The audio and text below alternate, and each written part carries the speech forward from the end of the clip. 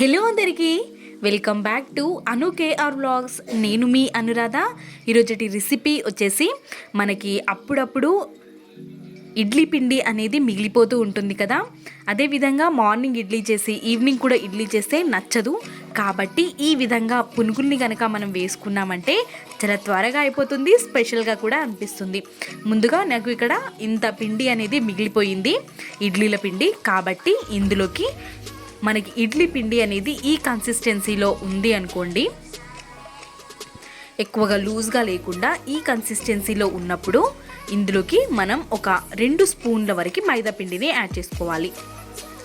మరి ఎక్కువ లూజ్గా ఉంటే ఒక 3 టేబుల్ స్పూన్స్ వరకు మీరు మైదా పిండిని యాడ్ చేసుకోవచ్చు. మైదా పిండిని యాడ్ చేసుకున్న తర్వాత మంచిగా ఒక్కసారి మిక్స్ చేసుకోవాలి. మొత్తం మైదా పిండి మనకి ఇక్కడ ఇడ్లీ పిండి అనేది కలిసిపోయే విధంగా మొత్తం ఒక్కసారి మంచిగా మిక్స్ చేసుకోవాలి.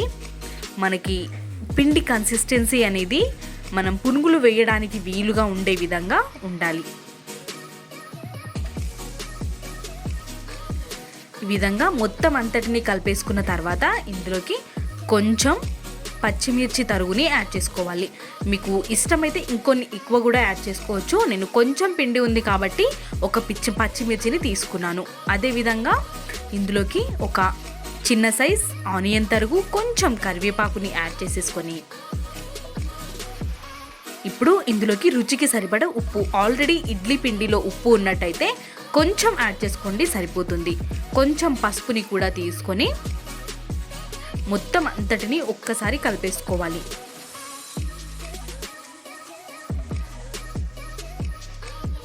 మరి ఎక్కువ టైం ఏం పట్టదు మనకి ఈ పునుగులు చేసుకోవడానికి. కాబట్టి అప్పటికప్పుడే ఈజీగా ఇలా కలిపేసుకొని మనం మీకు ఇష్టమైతేనే పునుగులు వేసే టైంలో ఒక చిటికెడు మాత్రమే వంట సోడాని యాడ్ చేయండి.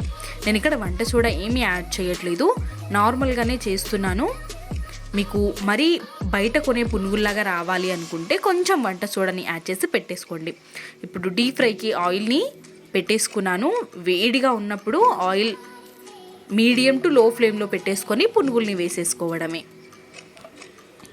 ఈ విధంగా మనం వేసామనుకోండి, మనకి రోడ్లపై బండిల మీద అమ్మే పునుగుల్లానే ఉంటాయి అచ్చం. ఈ పునుగులని మనం అప్పుడే కదిల్చకుండా కొద్దిసేపటి తర్వాత కదుల్చుకోవాలి. ఈ పునుగుల్ని మనం ఆయిల్ మరీ వేడిగా లేనప్పుడు వేసామనుకోండి కింద అతుక్కపోతుంది. కాబట్టి ఆయిల్ హీట్గా ఉన్నప్పుడు మాత్రమే వేసేసుకొని మంచి కలర్ వచ్చిన తర్వాత తీసేసుకొని నెక్స్ట్ రౌండ్ ఇంకోసారి వేసేసుకోవాలి. ఈ పునుగుల్ని మనం పల్లీ చట్నీతో కానీ టమాటో చట్నీతో కానీ సర్వ్ చేసుకున్నామంటే భలే రుచిగా ఉంటాయి. ఇందులోకి సైడ్ డిష్గా ఆనియన్స్, మనం రోడ్ పైన కొనే పునుగులైతే ఖచ్చితంగా అందులో ఆనియన్స్ని ఇస్తారు కదా. ఈ విధంగా మనం పునుగులని ఆనియన్తో నంచుకుంటే చాలా టేస్టీగా ఉంటాయి.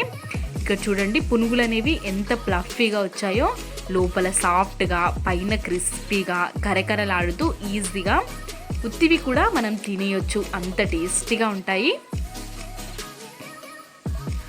చూడడానికి కూడా మంచిగా కనిపిస్తాయి, తింటే టేస్టీగా కూడా ఉంటాయి.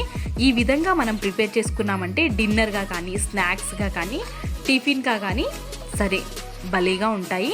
ఈ వీడియో కనుక మీకు నచ్చినట్టయితే లైక్, షేర్, సబ్స్క్రైబ్.